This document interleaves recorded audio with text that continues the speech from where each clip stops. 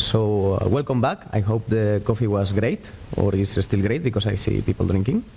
So we are in the third session with the developed service and emerging technologies tools for cancer medical imaging and data analysis and visualization. So I want to invite now our speakers, Ana Jiménez, and Leonor, Cerdá, Vicente, Martínez, and Felipe Cunaso. Sit wherever you want. Okay, so this session is going to be a roundtable. So I'm going to ask very difficult questions to these very bright people, and they will be answering me. So first of all, we have here Ana Jiménez, which is the Vice President of the AI at Quibim, and she's also working in PRIMAGE and CHAIMELEON. We have also Leonor Cerdá. She's PhD in physics and head of computing and AI department at the Biomedical Imaging Research Group at Lafayette Research Institute. And we have the opposing team, because here we have the technical team, then we have the clinicians there. So we have the Dr. Vicente Martínez, head of imaging diagnosis at the department in Quirónsalud, in the University Hospital in Madrid. And also Dr. Felipe Cunaso, who is radiation oncologist and clinical director of Genesis Care Emilio Vargas, Madrid. They have been very humble, because to fit their CV in one line, I mean, these people is very bright. So we're going to start with the first question, obviously, which is what are some of the most innovative cancer diagnostic solutions that utilize medical imaging and AI technologies today? So we start with you, Ana. Can you hear me? I don't think so. I think now, yeah. Perfect. Okay, so I think this is a very broad question, no? So I will start and I will let all the other speakers to complement this question. No? So usually I split, we can say, no, different AI solutions that we can find today into two different sections, we can say. No? On one hand, more AI solutions focused for diagnostics. No? So this is using AI in order to improve the diagnosis, and in this way we can find solutions in order to accelerate the reading, for example, no, in radiology, or for example to improve, no, and reduce the variability that we can find today in this assessment for screening processes, etc. No? And I will say that today this is the field where we find as well more commercial products that can be used, no, in the radiology routine. But on the other hand, I will say that we are doing a lot of research, no, and studies more in the predictive part, in the prognostic part. No? So we can find as well very interesting AI initiatives and solutions in order to develop algorithms, no, for the prediction of the response to a treatment, the survival, the event-free survival, etc. No? So I think that today this is where AI, no, is going deeper in the research part. Thank you. My answer actually is very similar to Ana, because actually, as you know, radiology has and is targeted as one of the main disciplines where AI can actually go and have a bigger impact, because many parts of the radiology pipeline is digitalized. So that means that it gives us a reason to try and use all this information to exploit it with AI and machine learning. So I would say that from the experience that also I have when many companies come into the hospital door and say, we would like to try this new tool in your department. Some of the ones we've had have tackled issues regarding, for example, image segmentation, organ segmentation, lesion segmentation, and also trying to find patterns in the images that potentially link you to specific cases. For example, we have found some interesting tools that help, for example, for identification of lung nodules in lung cancer. Also, here, also from Quibim, for example, we use a tool in the department for like helping diagnosis in prostate cancer. So, and then as well, I know that the colleagues in the radiotherapy department also use AI, for example, for helping with dose calculations and also planning in many different aspects. So far, this is some of the tools that I've seen, and it relates more to the radiology imaging part. But as Anna was saying, more and more now tools are being developed more in the research side for trying to answer clinical questions. And this is where potentially more and more developments are going to come in the next years. Can you hear me? Yes. Hello. I'm only radiologist, one of 3 in the room, so I would like to say that from the clinical point of view, for example, one of the most important applications recently in radiology is the application of deep learning to acquisition and reconstruction of MR and CT images. These deep learning tools remove the noise from the images so we can get very high quality images, and this way we can reduce, for example, the time for the acquisition. And this is very important in MR. You know that in MR the acquisition time, the long acquisition time is one of its main drawbacks, so we can save 50% of the time keeping the same quality. In CT, the acquisition time is not a problem, but with these deep learning reconstruction tools, we can reduce the X radiation dose.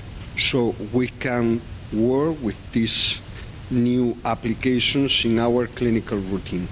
Of course, there are a lot of applications of deep learning to diagnostic tools like detection of fractures in emergencies and many others that we start to work with. So in the future, we will have a real tsunami on that. Thank you, Alberto, for the introduction, and thank you to the organization for the kind invitation. I am radiation oncology. My profession, my profession is treat patients with cancer with radiotherapy and drugs,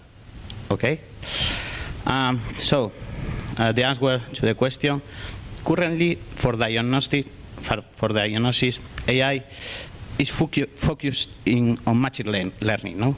Useful for diagnosis of malignant pulmonary nodules or breast lesion, no? Mainly. As well as radiomics, no? Very important, the radiomics that allows to characterization of image with specific algorithms that will be impossible to visualize with the human eye, no? For example, image biomarkers. Image biomarkers are very important, for example, to indication or the decision to perform radiotherapy or chemotherapy, for example, no? So I think that the present and the future is hopefully with this new technology, no? Okay, perfect. As you see, we have the technical coach and the clinical coach, which converge a bit in what we are doing now. So we have been presented a nice state of the art. So now the second question is a bit longer now. Actually, it's 2 questions. So how do medical image-based AI cancer diagnostics solution the impact on the workflow in the healthcare organizations? This one. And the other one is, what is the impact on the accuracy and speed of cancer diagnosis in patients with the implementation of these solutions that we are speaking about now? And on the profitability for the healthcare organizations. So we start again with you, Anna. Well, maybe now we can start with go. the Okay, let's go. Okay, from the clinical point of view, before implementing a diagnostic AI tool, some questions need to be analyzed. The first question is, which is the best solution that suits with our clinical needs, because now we are receiving a confusion and a lot of information about many tools, and it's important to select a solution that fits with our needs. The second question is if this solution is reliable. How can we ensure that this solution is good for diagnosis? We know that many solutions come to us with some scientific articles supporting this solution, but from my point of view, I think that we need an internal validation of this solution. This way we can evaluate the sensitivity or specificity of this solution, and this generates the necessary confidence of the radiologist to use it, because this is, I think this is an important point. Another point of view, I think we talk later, is about the accreditation of these solutions, because if you are ready to use in the clinical environment, probably you need a CE marking or FDA approval, something like this kind of accreditation. Other point is the point of view of the healthcare organization. The utilization of these tools have an economic cost, and you need to calculate the impact of the application of these tools in the routine. It's important to know what are the advantages and drawbacks of this solution, if it increases, for example, the safety of the patient or of the diagnosis, or if this solution saves time for the diagnosis. This is important. And I think that the fourth point is that the attitude of the radiologist. And this is in this early stage of the adoption of AI, I think that this is an important point. The radiologists should be proactive in the use of AI, and so we have to promote this proactivity, because if not, we have a problem. And the radiologists, we need to feel that AI is an aid more than a threat. I agree with Vicente. I think the use of machine learning and radiomics allows minimizing diagnostic imaging times and improving diagnostic accuracy. No? But these are usually algorithms that improve with larger amounts of data, big data. No? So they require human supervision, and a physician responsible for this diagnosis is important. The introduction in hospitals would improve diagnostics capacity and simplify workflows. However, it needs a specific law to regulate its use. I think this is important. Want to come? Yeah, maybe we can now compliment. Yeah, from the more development perspective, we can say of these solutions. It is true that when we want to put any of these AI solutions to be integrated into the clinical workflow, it is mandatory that the validation processes are in place. For example, related with the fact that it is completely true. Today we can find thousands of solutions doing the same, no, that are commercialized and that offered, no, to the hospitals.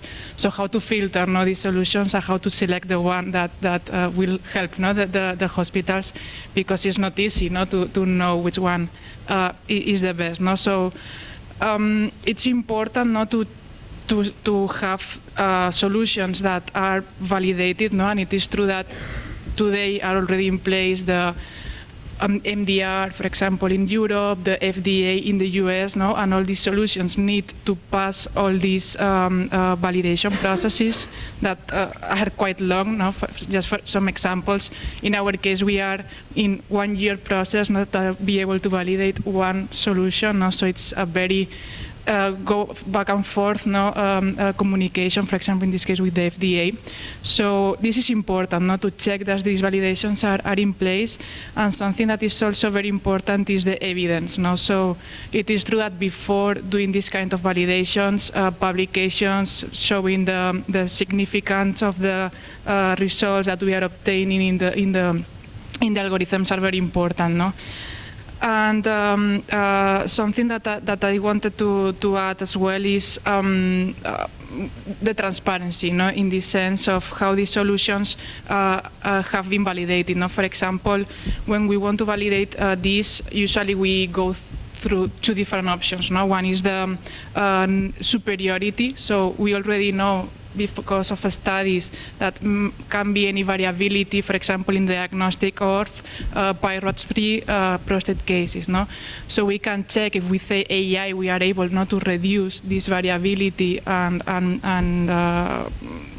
doing the comparison against biopsy, for example, or for example, non-inferiority. No? So these are the two options that we have. Is okay, I have the same solution, the same results, but I am able, no, the radiology service to be more efficient. No? So these are the two main solutions that we have to prove, in this case, for example, to the FDA, that at least one of them, no, is certified in order to be able to have the certification in place.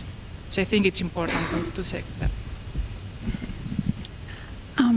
I wanted to add to this nice discussion. I always think about these processes of kind of making sure that the tools that we're going to use in clinical practice are well validated somehow as analogous as to how the clinical trials that we usually have in the hospitals work. Somehow like when you have a new drug and you want to have a group of patients that enroll to this particular clinical trial to test if this particular drug works or makes a difference with respect to more like a traditional or a different treatment.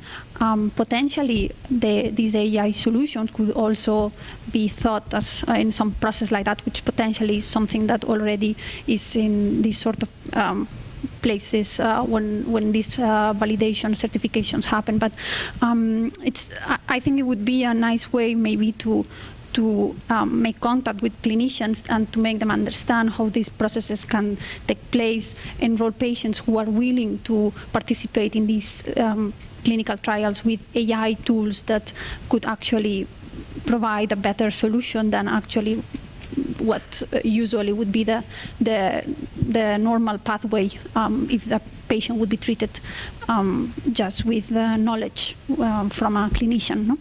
And then I wanted also to raise some sort of question about this topic, because I always thought that it's very interesting to think until what level of like safety or confidence we will let our AI tools work. For instance, we know that sometimes mistakes happen among humans, and we know that this is something we assume because even doctors, clinicians, experts, mistakes can happen, but are we gonna allow AI to make a mistake at some point? Or how we are going to deal with this, and potentially, we know that eventually we will always have, or we will always need a person behind the final decision. But still, like, it's going to be interesting how things develop in terms of this trustworthiness on these tools, how we make the clinicians engage with them, if they end up selecting just because of their use and the results that they are observing, some of them among or on top of others. And yeah, like it's a bit of some thoughts that I always think it's quite interesting, and about how we can increase or improve the efficiency and the accuracy of the decisions that are being taken. I don't know about the accuracy, I don't have those numbers, but it's true that more in the radiology side, all the studies that we have done, where we have provided tools, for example, for lesion identification and segmentation, we have done studies with radiologists, and we have seen that it increases their basically their effectivity, the way that they work by really, instead of having potentially to like look for a lesion and then check for particular properties, then if they need to measure this lesion, if they need to delineate some of this lesion, this improves massively in terms of like going from, instead of spending maybe more than half an hour in a case or etc., they could do it maybe in 5 minutes. And this is something we have seen in several studies for particular cancer types where we have developed tools for this particular case. That's a very nice discussion. Actually, we have seen that AI is going to support the healthcare professionals. They are not going to be substituted. Please don't do it. As both humans and AI can have mistakes. And there has also have been this theme of trust. So regarding trust, we need to validate things. So this connects with the next question, casually. So the next question is, how is medical image-based cancer diagnostic systems, how are they designed, validated from both technical and clinical side, obviously? And also, how can the accuracy and reliability and safety of these solutions can be ensured, which is, I think it's a very difficult question. So where do we start now? Okay, yeah. I will say that the first point, in order to design, we can say how you are going to solve the question, is to design the intended use. So you have to have very clear what is the intended use of the algorithm or development that you want to do. So what is your end goal? It's detecting lesions, is improving treatment, is whatever. So this is very important. And when you design an AI model, going more to the technical part, I think it's not a straightforward solution. It depends on different facts. For example, it depends a lot on the data that you have available, which is your end objective. It's not the same classification algorithm and a segmentation one, reconstruction one. So it's very important to know as well what is the end.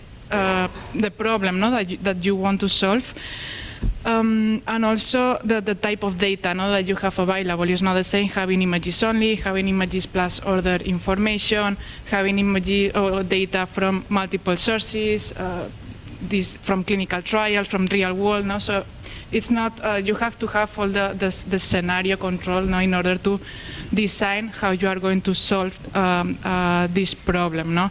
So it's not, I always like this picture of what people think AI is and what developers know that AI is. It's not data model value, is data, a lot of things around the data, and then you do the model and give the value after all this assessment. So this is important, to know everything, to check for biases, to check a lot of things before you start implementing this.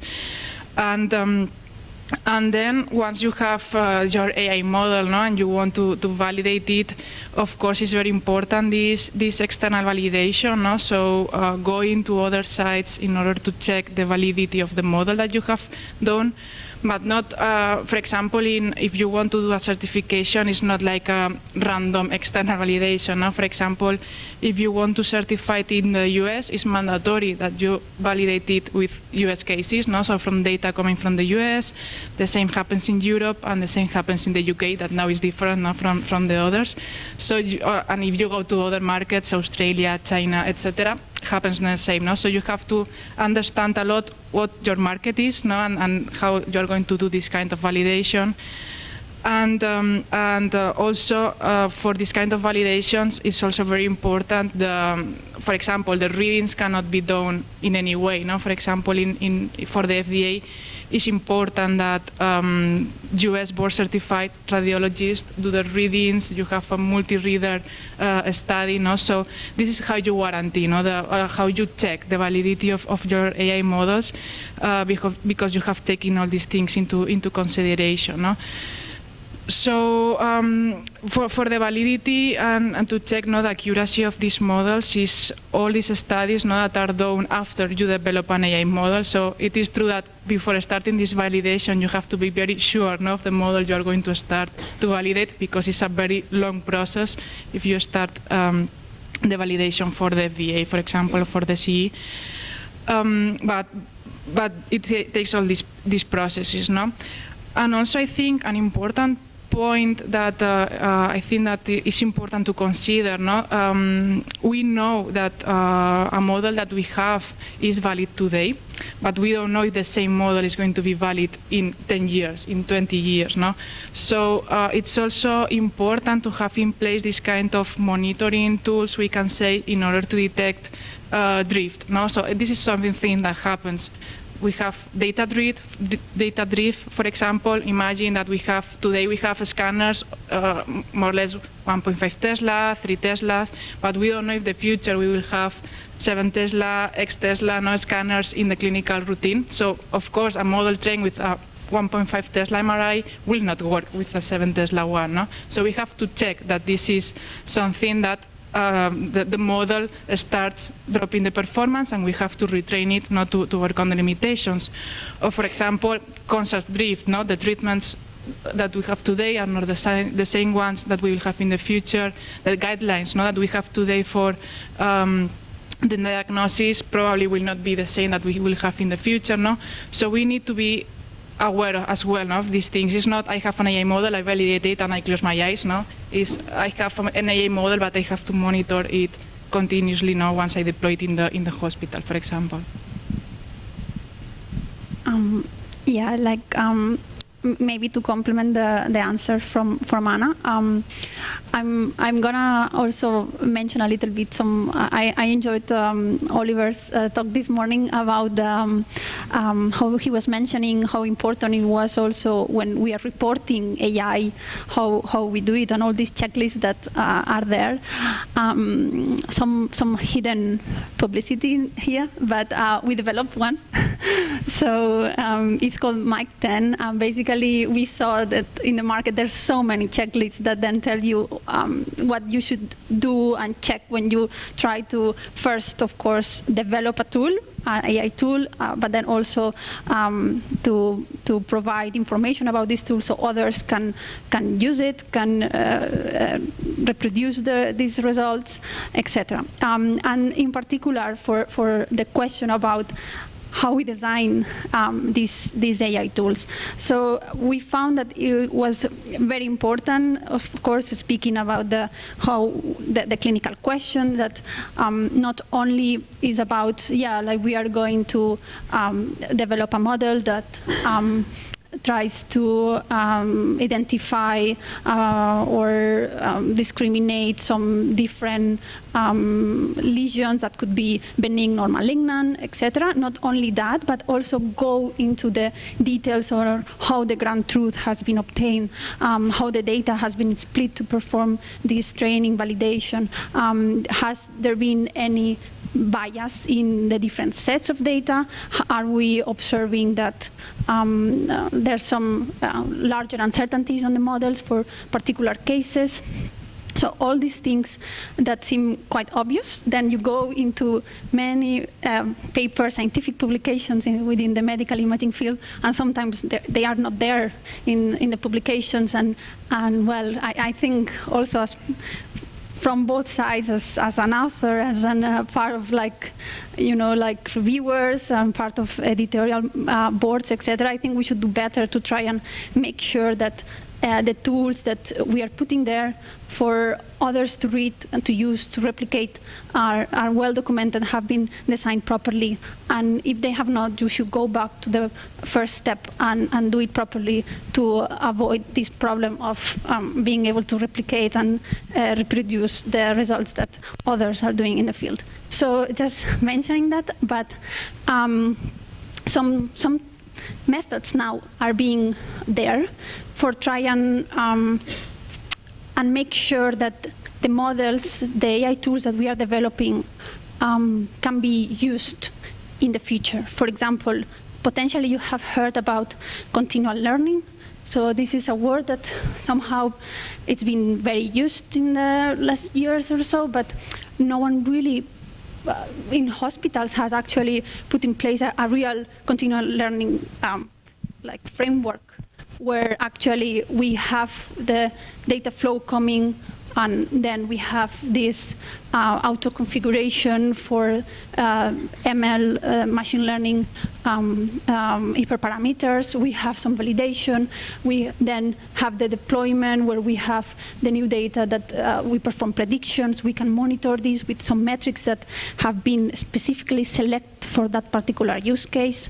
And then we go back to having the feedback from the clinician in some sort of human-in-the-loop system, where the clinicians can actually offer feedback on the results that are being provided by that particular model, and that could help to go back into improving the model.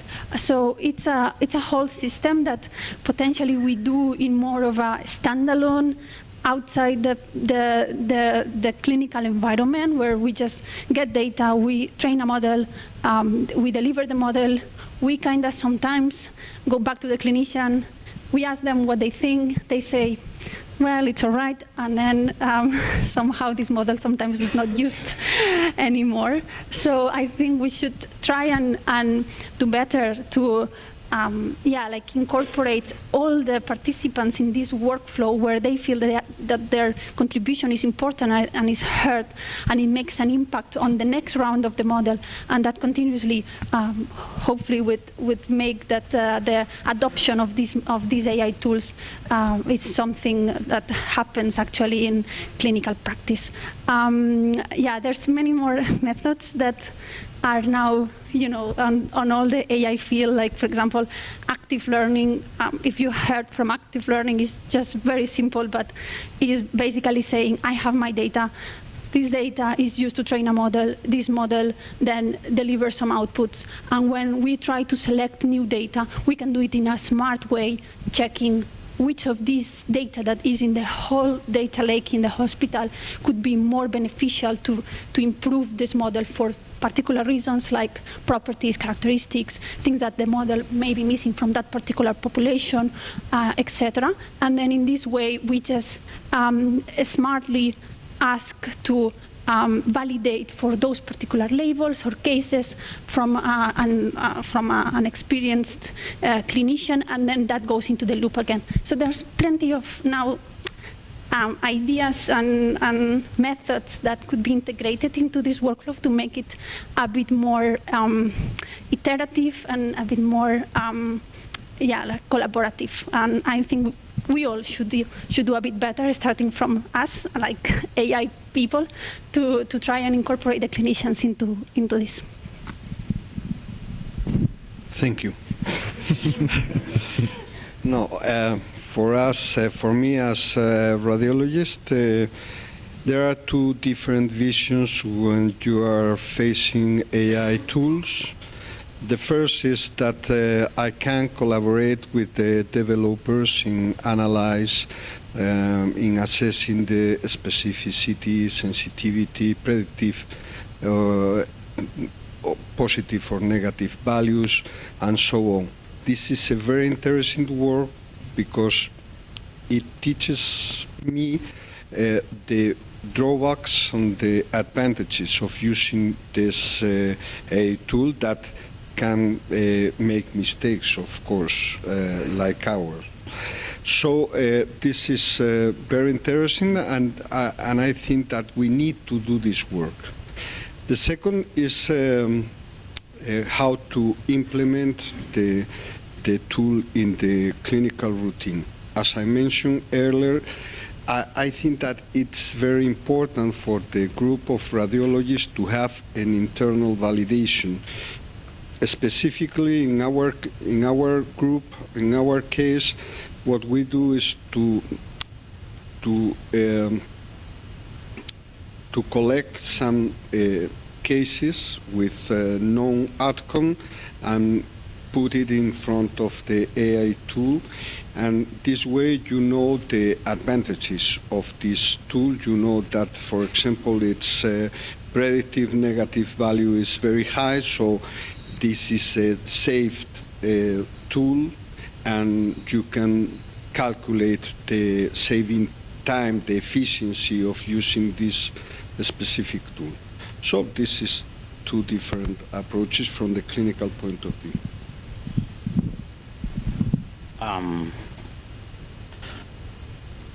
From my point of view, to create a system that allows an intelligent diagnostic, we will have to rely on computer scientists.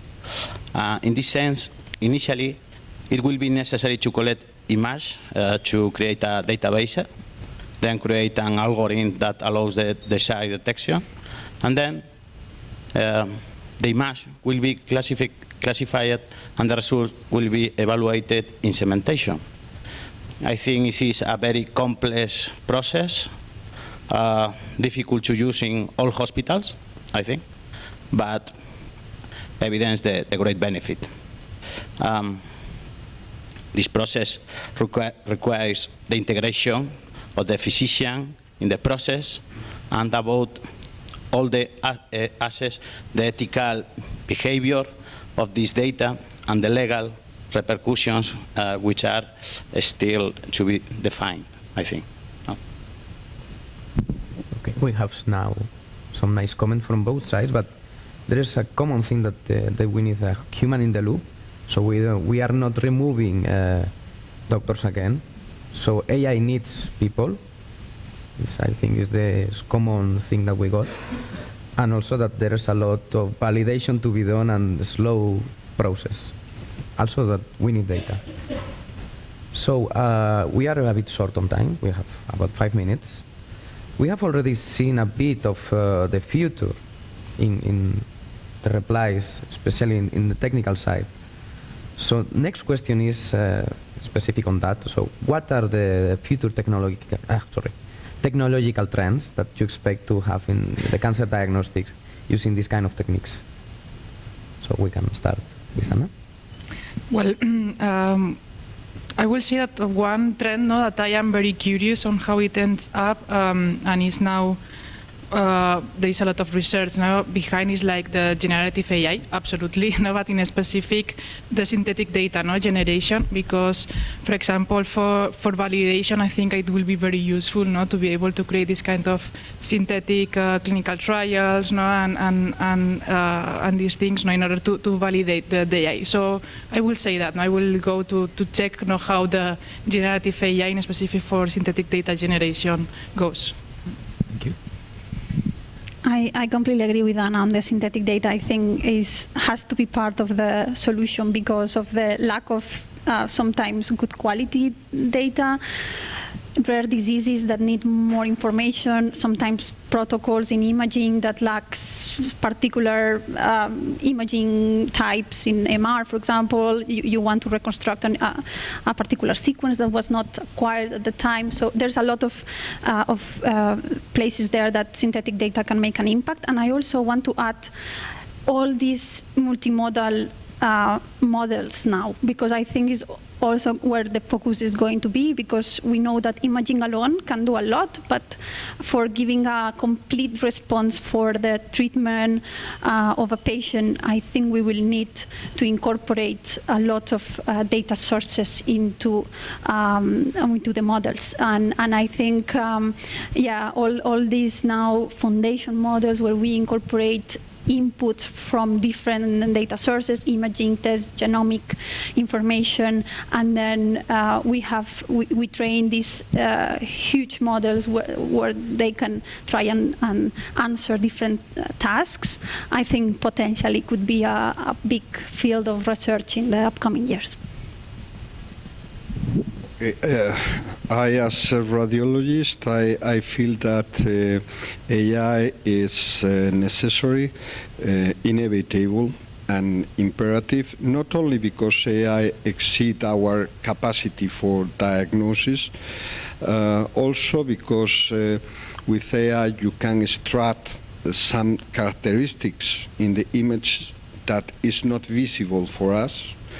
And you can use all this data with the analytic data, with genomics, with clinical data, to get a real personalized medicine in the future. So it's imperative. I think the trend is to include AI within the field of medicine, all medicine. Not only for diagnosis, but also for treatment. The reality of this is diagnosis, I think, which draws on this field to improve its accuracy. On the other hand, I am radiation oncology. In the field of radiotherapy, AI is used as an atlas of actual segmentation and contouring, for example, mean and envision programs.